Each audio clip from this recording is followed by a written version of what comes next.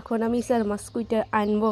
Hello guys, আজকে আমি ইচা মাছ দিয়ে চাল কুমড়া রান্না করব। তো এর জন্য আমাদের ছাদের উপর যেহেতু চাল কুমড়ার গাছ আছে, তাই চাল কুমড়া নিতে এসেছি। আসেন, এই যে এটা এটা এইটা ছিঁড়তে বলছে মা, এটা ছিঁড়বো, এটা দিয়ে রান্না করব। আর অনেকগুলো আছে, দেখি এটা কেমন জানি লাগতেছে। কতগুলো ধরছে দেখছো? এই যে এই পাশে দুইটা ধরছে, ওই জায়গাতে একটা ধরছে, তিনটা, তারপরে ওই জায়গাতে ধরছে, মেলা মেলা ধরছে, ফুল আইছে আবার অনেকটি। ভালোই তো, ছাদের পুরো এরকম। এই গাছটা এমনি এমনি হয়েছিল না, লাগানো হয়েছিল এমনি?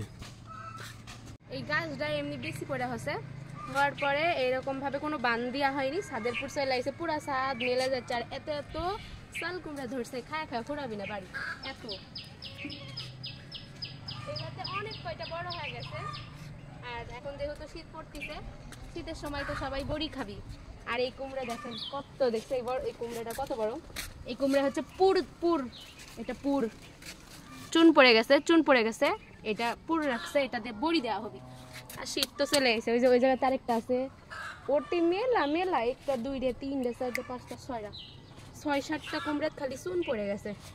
আর যেসব ছোট ছোট হচ্ছে এসব এখন বাড়িতে খাই নিতে হবে আস্তে আস্তে। কিছু লিয়ে আসানি, কুমড়ার উপর কারে সব ফুটলে আসার মতন লাগে, গাছ ছেড়ে দেবে বাবা। এখন এটা নিয়ে গিয়ে জাল মাছ দিয়ে রান্না করা হবে, ইচা মাছ, আমার প্রিয় মাছ। আসেন রেসিপিটা শেয়ার করবো আপনাদের সাথে। এই যে ইচার মাছ, এই জায়গাতে আবার কি রান্না করতেছো গো মা? এই জায়গা ছোট মাছ দিয়ে পুকুরে করবো।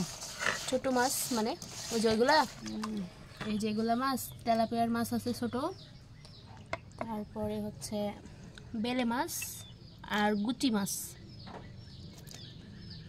এই যে গুচি মাছ আমার প্রিয়,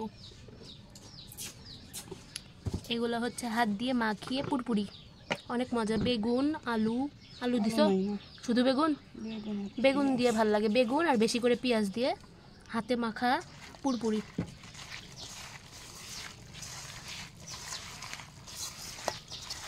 হাতে মাখা তরকারির স্বাদই আলাদা। আর আমিও রান্না করব এই যে জাল মাছ দিয়ে লাউ, চাল কুমড়া।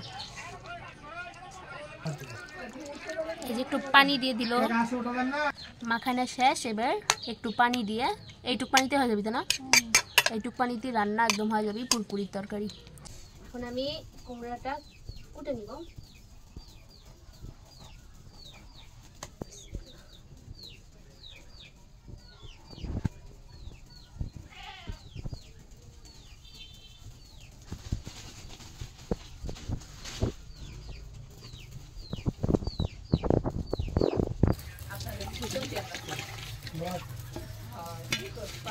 এবার এই যে আমি এরকম ভাবে পাতলা পাতলা করে কেটে নিচ্ছি,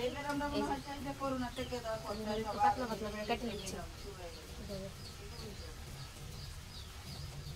এই যে আমার কুমড়া কাটা শেষ, একটু পাতলা পাতলা করে কাটছি। কয়টা এরকম বাঁকা করে রাখতো কে? এভাবে আসাচ্ছে ঘুরে ঘুরে, সে লাগবি পুরপুরিটা থাকে, গন্ধ বাড়াচ্ছে সেরকম। এইদিকে ভাতও হয়ে গেছে, আজকে রাইস কুকারে দেওয়া হচ্ছে ভাত। আমরা দেখলি ডক্টরের কাছে গেছিলাম আমরা, এর জন্য আজকে খাইতে খাইতে দেরি হয়ে যাবে। প্রায় কয়টা বাজে এখন?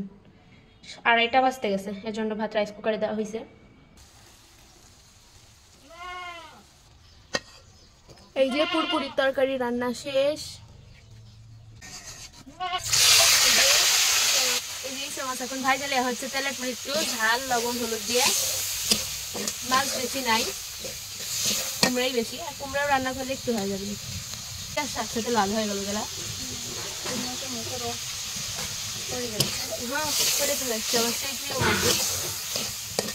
এখন এই মাছ তুলে নিবি। এই তো তেলের মধ্যে পেঁয়াজ দিয়ে দিছে, তারপরে এখন লবণ দিয়ে দিল, এবার দিয়ে দিচ্ছে আদা রসুন জিরা বাটা, করে দিয়ে দিল হচ্ছে মরিচের গুঁড়া, হলুদের গুঁড়া,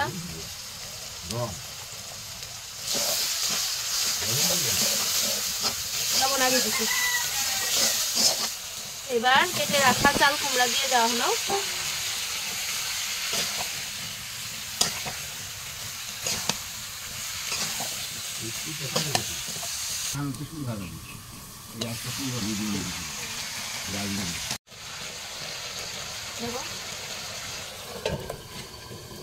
তারপরেই তো চাল কুমড়া অনেকক্ষণ ধরে মশলার সাথে কষানোর পরে এখন পানি দেওয়া হলো, মানে ঝোল, বেশি ঝোল রাখবে না,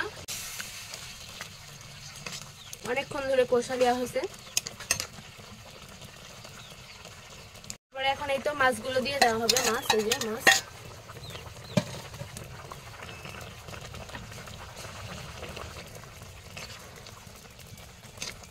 তারপরে এই তো ইসা মাছ দিয়ে চাল কুমড়া রান্না শেষ। রান্নাটা কেমন লাগলো অবশ্যই কমেন্ট করে জানাবেন। আর অনেক দিন পর ইচা মাছ দিয়ে চাল কুমড়ার ঝোল অনেক মজা লাগছে খেতে। আজকের মতো এই পর্যন্তই। সবাই ভালো থাকবেন, সুস্থ থাকবেন। আল্লাহ হাফিজ।